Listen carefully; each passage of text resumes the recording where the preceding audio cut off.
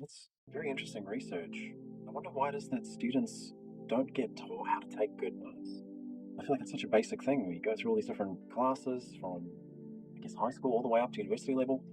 How is it possible that students don't have the skill set to make good, effective notes? I mean, we must be able to make notes to learn new information. Was that just me?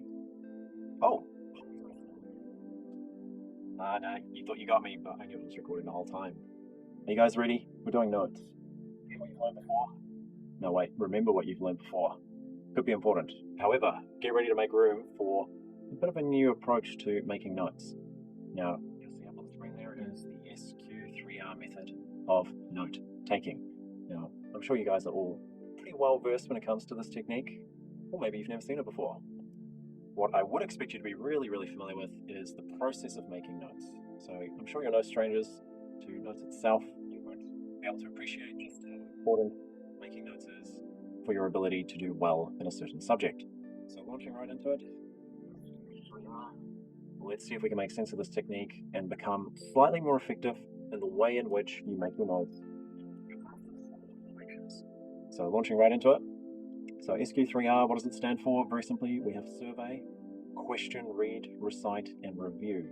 Now, what are each of these components? What are you supposed to do? Why is it important or even relevant when it comes to making notes? Well, think about the previous video. We went through memory. We had those three stages. We had the ability to encode information. We had the ability to store information and then to retrieve that particular information. Now, all of that requires a very neat package, or put simply, notes. Yeah, we mentioned notes in the last one as well. And from a fundamental perspective of learning, if your notes aren't organized, if you don't reflect and think and incorporate multiple different aspects into your notes probably aren't going to help you to get them a sort of best possible grade. So let's see if we can run through this with a little bit of a fine comb and truly understand what this technique requires you to do. So first thing is survey, which means you're presented with information and you should go through and scan the resource. Now it sounds pretty familiar, but what are you meant to scan and how are you meant to scan the resource? What are we looking for when it says scan resource? So really want you to think about certain things before you start reading it, right? Our gut instinct is to read through the information, but before you do that, you should go through the headings. Okay, there are certain key features you should reflect on. So first one there would be headings. You want to scan through the headings to see what topics are being covered. Figures or diagrams or pictures, right? They're always great. They do give you a good indication of what is going to be covered within this volume of reading. Another really important one is the index itself. Now the index is incredibly helpful because it'll help you to understand the structure of the information. I cannot emphasize enough just how important the structure of your information is for your memory to be able to encode effectively what you're learning. And another suggestion there would be any charts or tables, really important. See if you can understand them before you read the information. You're probably wondering, why would that be important? Well, here's the punchline, and I'm going to call this goal. All right, I mentioned this in the last video as well. Goals are really important whenever you look at information. If your mind doesn't have something to connect it to, you're not going to be able to store the information effectively. So that gives us this set of rules for when we see new information. The first one is read with purpose. So sounds straightforward, but that really means you need to think about why you're going to read the information that you're going to scan through. If you have a purpose, if you have a mission, your mind is going to be able to retrieve a lot more information. So keep that in mind. Next one, question. What are we questioning? Why are questions important? Well, question is all about formulating your own question. So why would you want to formulate questions and how is that relevant? Again, using a goal, we can think of a reason. So one good goal that you could set when it comes to questions is a principle called active reading. Now, for those who are not familiar, active reading is really just a process of carefully assessing the why behind what you're reading. And as you go through, you want to be able to challenge yourself and really question any content that maybe you are not familiar with. And it's really useful if you do that before you launch into your reading as well, because then you're able to really think about, well, what are we going to need to understand this information? I have some idea of what it's about. Maybe I want to do a little bit more reading on this later. Maybe I need to look at this concept before I start, right? Really test yourself, see if there's anything you need to do before you launch in to actually read the information for the first time. That takes us to your first read. This is your first proper read. Deep reading is the first thing we need to do. So, purpose for reading. What is purposeful reading, you ask? Well, purposeful reading has a few very important characteristics that I need you to consider. The first one, and probably the most important, is deep reading. So in order to be able to do deep reading, there are a few things you need to keep in mind. So deep reading is all about basically critically analyzing information, drawing good connections, checking to see the logic behind what you're reading, and I think if you retain a goal as you're working through it, you'll do really, really well with deep reading. The second point, hopefully I don't end up obscuring it myself, note-taking. Sounds like a fairly obvious one, especially talking about a note-taking technique. But note-taking itself would be literally you working through a document, and maybe on one side or sitting next to you, or if you're on a device, maybe in another window, you have your ability to make little cryptic notes. Now these are incredibly useful. I do this myself all the time. You have a document open. Within that document, you can sort of record key things that come up that maybe you find important during your day, kind of like a journal, if you will. You could also call it like a logbook. You're basically tracking certain things that are important, and you want to do this in your writing as well, because although your memory is incredible, you probably remember everything. The number one problem with not having this ability to sort of take notes during your reading is that you will forget key information. And it's kind of there, it's stored at a very sort of faint level, but if you don't have a cue to retrieve that memory, you're not going to recall that detail. Helps your brain to sort of get warmed up and really remember those information. And that takes us on to the last point there, which is the summary itself. Now, summary is, again, something we all understand incredibly well. You must summarize your content. We're taught this from a very early stage in learning. And the key thing with summary is, again, you want to look at the information carefully, break it down into individual components so that you are able to provide a very clear summary of the information with keywords sort of featuring heavily. As with the previous ones, you should set a goal. What is your goal for your first purposeful reading?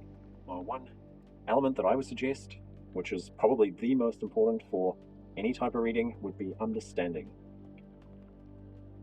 So what is understanding, and why would understanding be important when it comes to something as simple as making notes and reading something? If you don't challenge yourself to be able to understand the information, you're not going to be able to truly appreciate its importance. And that really ties back to your initial goal as well. If you have a clear purpose, you're going to be able to work through the information with a very, very analytical mindset, and hopefully you'll be able to retain a lot of that information. Now the next one, we jump into recite. So recite is quite literally, as it specifies, you need to consider the information and reproduce the information. What's the best way to reproduce information? Well, I would argue it's going to be verbal and written summaries of information. So it might sound a bit strange, and obviously verbal you can't always sort of effectively enact, especially if you're sitting in a library. A little bit awkward when everyone starts staring at you because you're reciting your notes. So don't do that. Maybe you should do that. Let me know in the comments. So verbal and written. So absolutely you should be making written notes. And that means looking at what you've recorded about some sort of data or article or notes that you've been provided maybe by your teacher or your lecturers. Once you've got that information, you want to find connections between all of it, looking for keywords, looking for related ideas. You can go back to your index, think about the structure of the information, and find patterns between all of it. Really important. So having the verbal information or the written practice of the information is quite powerful. The key thing with this is, again, you're going to create order. Okay, really important to be able to create order when you're working through content in order to truly make sure you understand it well. And similar as before, going for a goal. What is the goal when it comes down to doing sort of verbal reciting or written reciting of information? A very straightforward but critical goal will be memory retrieval. So memory retrieval is quite important. It's very underrated. Now you might be thinking, okay, memory retrieval, you're making notes, you're reciting your notes. How are you meant to do that? What is a good strategy? Well, active recall. You remember that one from our first video and briefly in the second video as well? These techniques help us and challenge us to be able to recall certain information, and absolutely critical to be able to bring out this information as you're making your notes. It's kind of like a rehearsal and practicing the information. Okay, that takes us on to the next one, which is review, and SQ3R, because that's really where you're going to enhance your memory of the hard work you've put into analyzing certain information. So review, what is it all about? Well, the core of it is in fact repetition, not repetition. Here we go. So repetition, super, super important. And I think we'll launch into the goal straight away for this one. What is your goal with repetition? Why do we repeat going through our notes? Why do we repeat doing anything that we want to learn? Well, one of the reasons, not the only one, but one of them is integration. So integration would require you to consider a whole heap of information and draw connections. We can do that with what we've got so far. If we go through each of these different components, there are certain ways in which we can withdraw or extract key bits of information. For each of these so far, we've gone in with a bit of a strategy, haven't we? Each one has a goal, because that helps your mind to form very, very key connections between each of these. So we'll add the goal in here as well. Okay, these goals help you center your mind when it comes to these techniques. Now remember, SQ3R, there were 5 goals. 5 goals were purpose. Second one was active reading.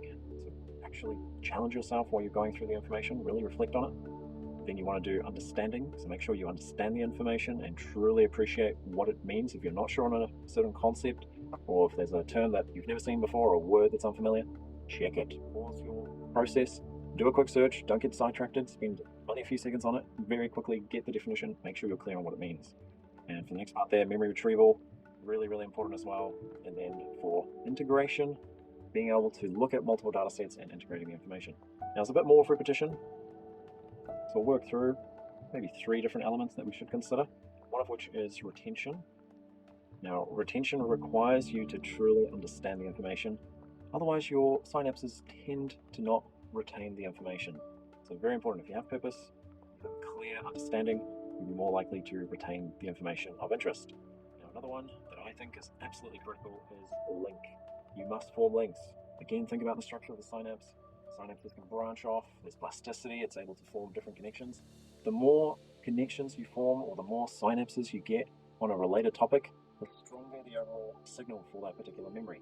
So if you can bump up the signal strength, sort of talking at a neuronal level, you're able to enhance your memory. You're able to tell your mind or your neurons that this concept is important, I need to retain it, and therefore drawing multiple links to different parts will help you to retain the information.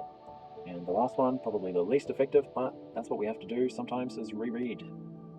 Okay, so between all of these, really, really useful method for being able to challenge yourself to actually remember different types of information.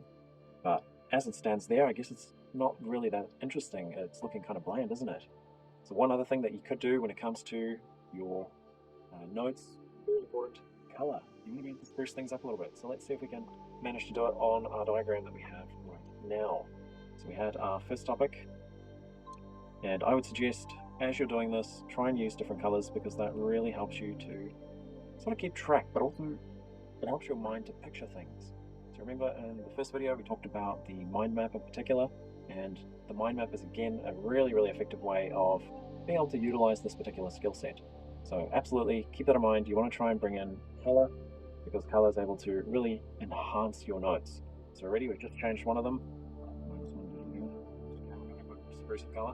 So just by changing the colors, we can really enhance this information already. So keep that in mind. You want to use different colors to be able to truly push your mind's ability to retain different information. Now, while we're here, we need to do some recall ourselves, don't we? We've gone through this technique once. We have a pretty good idea now of what's going on.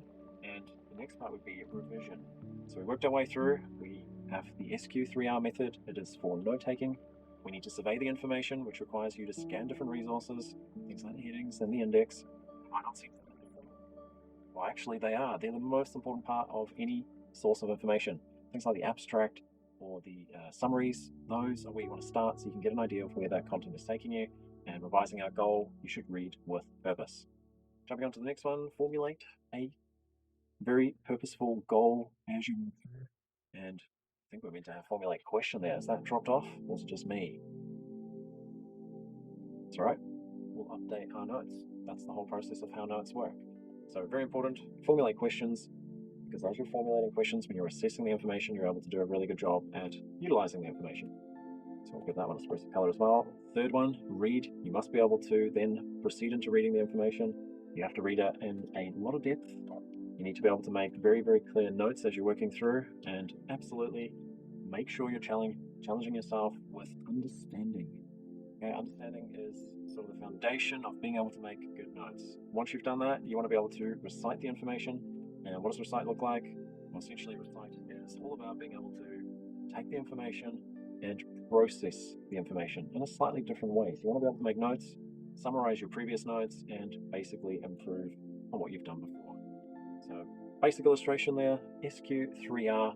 You can challenge yourself, take any particular subject. Maybe there's something that you need to make notes on for a test coming up, or just to try and keep up with your notes in class.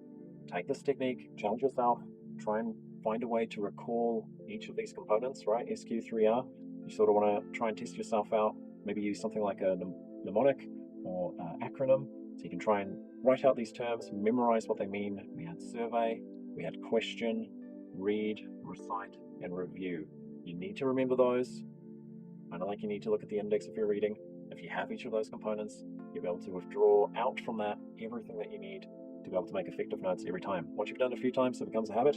And oh, is that Black Friday sales? Oh, sorry, I've got to go. I hate to just leave you like this, but good luck with that method. Test it out. I need to go get on one of these sales. I'll catch you guys later.